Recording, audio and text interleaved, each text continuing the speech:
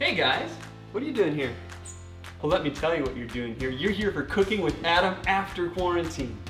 So many of you have seen our shows, Cooking with Krista in Quarantine with Kids, and we've heard what you've said. What if I'm now 4 years old?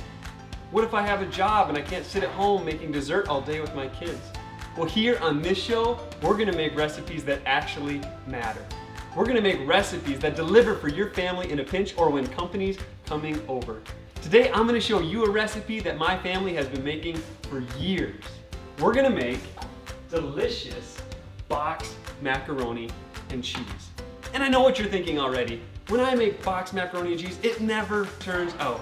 Well, I'm gonna show you 6 easy steps on how you can deliver delicious boxed macaroni and cheese to your family every time.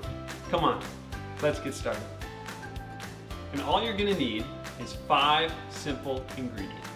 The first thing we wanna do is gather together our 5 ingredients. The first thing you're gonna need is a spoon.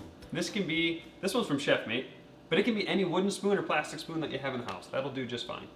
And then you need your run-of-the-mill organic filtered tap water. So many people get it wrong because they go from the faucet into the pan.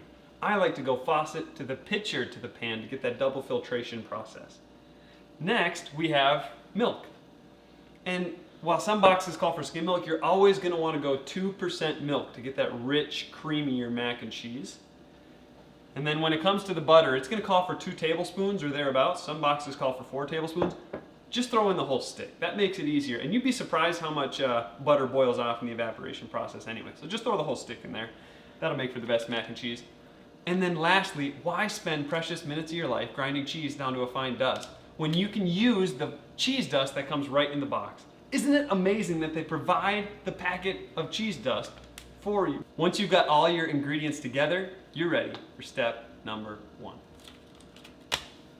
So the first step is for us to take our water, remember, from the faucet to the pitcher, and then from the pitcher into the pot. And now, a lot of people like to go with the 6 cups as prescribed. I like to do 6 cups plus another 1/8 a cup, because that's gonna give you those al dente noodles when you make them. So you pour that in there. That extra 1/8 cup is huge, and so you wanna get that. Then you're gonna turn on. Right, get it boiling. Step number 2 is going to be pouring the noodles into the boiling water.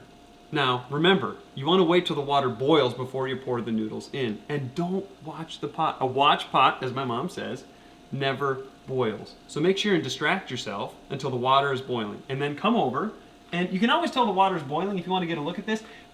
It looks kind of like bubble wrap at the top, and it's moving really, really fast. It looks like a lot of little bubbles at the top. That means the water is boiling. And when that happens, you can go ahead and pour the noodles in. And as you pour the noodles in, you're thinking, well, what if I can't remember all these steps and I kind of get lost or I get stuck?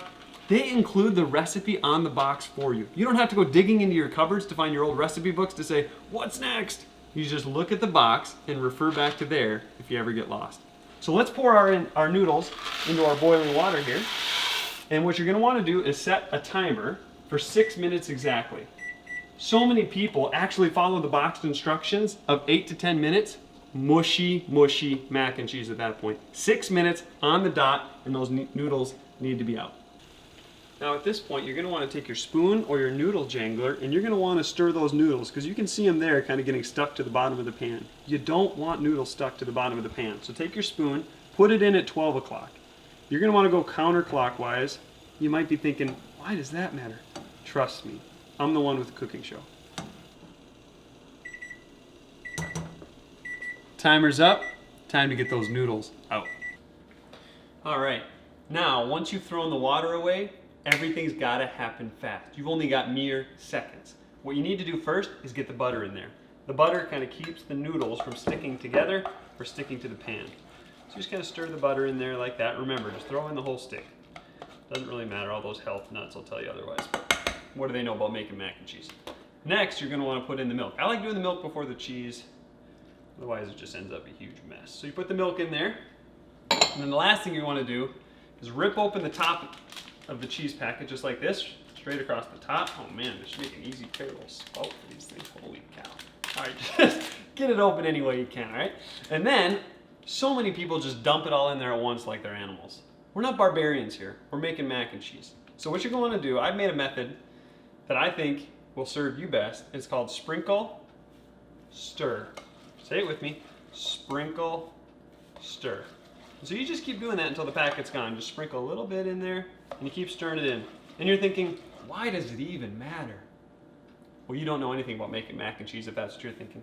Because if you dump it all in there at once, you're gonna get cheese all over the side of the pan and you're gonna lose your most important ingredient, cheese. So you just wanna sprinkle it in there to make sure the noodles are soaking up all that cheese every time you're dumping it in there, all right? Sprinkle, stir, sprinkle, stir. Yeah, this can take a little while, but what's important is the delicious mac and cheese at the end of it, all right? And now you might be surprised if you threw in the whole stick of butter. Oh man, I'm getting huge chunks of this butter while I'm eating it. Guess what? They go down smooth and they taste great anyway. Let's give ourselves a taste of our recipe to see how we did with our mac and cheese. Mmm. Oh wow.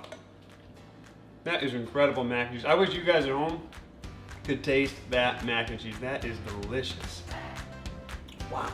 And if you're wondering, where can I get more of these recipes? Make sure you subscribe to the YouTube channel below and you can follow me for more of my delicious recipes. Also, go ahead in the comment section and let me know what recipes you want to see me do for future shows. I have a chicken flavored ramen recipe that's gonna blow your noodle.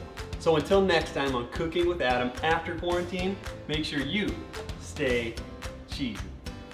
That is so good. Why am I so good at this?